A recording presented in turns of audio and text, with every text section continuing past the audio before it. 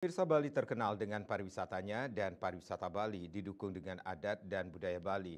Tanpa adat dan budaya Bali, pariwisata Bali tidak akan terkenal sampai mancanegara. Dengan potensi tersebut, di tahun 2025, pemuda Bali harus mampu menjadi penggerak ekonomi di Pulau Bali.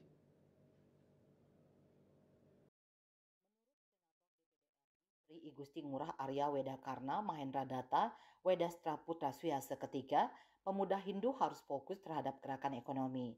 Bagaimanapun juga umat Hindu pada khususnya sangat memerlukan gerakan ekonomi sebagaimana catur purusa arta. Upaya melestarikan dharma memerlukan harta.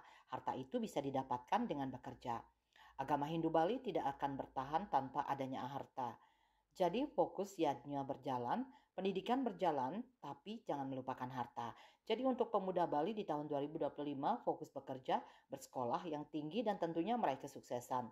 Tentu jika pemuda Hindu Bali sudah bisa menjadi pengusaha, pasti akan mampu membantu masyarakat Bali untuk mendapatkan pekerjaan. Harapan Tiang untuk pemuda Bali ya, baik pemuda Bali yang ada di Bali maupun juga di seluruh Indonesia, diaspora Hindu Bali khususnya. Tiang berharap bahwa di 2025 harus mulai fokus terhadap gerakan ekonomi. Bagaimanapun juga kita sangat memerlukan gerakan ekonomi ya sebagaimana catur purusa arta, bagaimana untuk melestarikan dharma maka kita perlu arta.